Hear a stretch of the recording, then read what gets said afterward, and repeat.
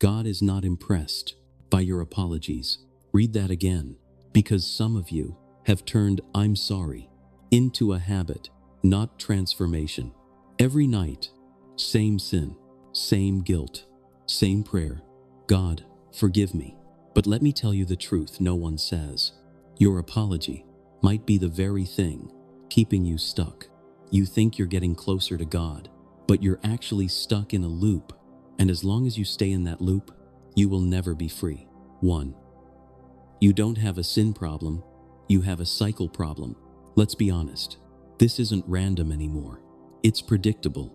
Same time, same trigger, same fall. Maybe it's late at night, scrolling. One click turns into 10. Maybe it's anger. You explode, then regret it instantly. Maybe it's going back to someone. God already told you to leave. You already know the pattern. That's not just weakness. That's a cycle. And Romans 7 describes it perfectly. I do not do the good I want to do, but the evil I do not want to do, this I keep on doing. That word "keep" matters, because the enemy doesn't need to destroy you if he can just repeat you. 2. Some of you don't want freedom, you want relief. This is going to hit hard, but you need to hear it. Some of you don't actually want to change. You just want to feel better after you mess up, so you apologize. Not because you've transformed, but because you feel guilty. And once the guilt is gone, you go right back. That's not repentance. That's emotional relief. 3. The Bible never said feel bad, it said be transformed. 2 Corinthians 7 says, worldly sorrow leads to death. Godly sorrow leads to repentance. Worldly sorrow says, I hate what I did. Godly repentance says, I'm not thinking the same way anymore. That's the difference. If your thinking doesn't change, your life won't either. 4. The real attack is on your identity. After you sin, listen closely to the voice that comes next. You're fake. You'll never change. This is just who you are. That voice is not from God, because God convicts, but the enemy labels. God says, that was wrong. The enemy says, that's who you are. And if you believe that lie, you'll stay exactly where you are. 5. You keep trying to fix someone God already killed. This is where everything shifts.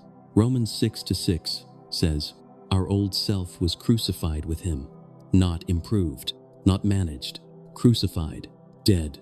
So why are you still trying to fix that version of you? Why are you apologizing for an identity God already buried? Let me ask you, can a dead person be addicted? Can a corpse be tempted? No, because it's gone. That's your old self. But you keep resurrecting it with your mindset. 6. You don't need more willpower. You need a new position. You think, I need to try harder. But trying harder in the same mindset keeps you stuck. Romans 8:2 says, the law of the Spirit of life has set you free. Notice that. You are not becoming free. You are already free. So why does it feel like you're not? Because your habits are still catching up to your identity. It's like gravity. You can't escape it by jumping harder. But an airplane, it rises because it operates on a higher law. That's what the Spirit does. 7. What you focus on, you strengthen. Here's your mistake. You keep saying, don't do it, don't do it. But your mind doesn't register, don't. It locks onto the image, and you move toward it. Isaiah 26:3 says, you will keep in perfect peace those whose minds are stayed on you. Not distracted, stayed. So instead of fighting sin directly, replace your focus. Because whatever fills your mind will shape your direction. 8. Stop apologizing like a beggar. Start speaking like a son. This is what you do instead.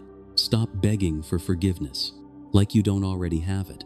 1 John 1:9 says, if we confess, he is faithful to forgive. Confession is not begging, it's agreement. So, next time you fall, don't say, God, I'm so sorry. I'm a failure.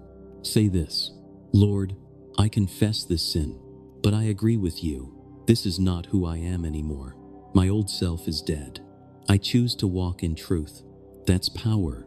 That's alignment. 9. You're not trapped. You're just not walking out. Here's the truth. The door is already open. Jesus didn't die, so you could stay stuck. But many of you are still sitting in a prison with unlocked doors. Why? Because you feel trapped. But feelings are not truth. Freedom is. So the next time you fall, don't stay down. Don't repeat empty words.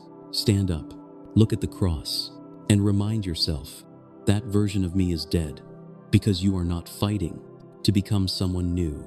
You are learning to live like someone who already is. If you're done with the cycle, type this in the comments. Done.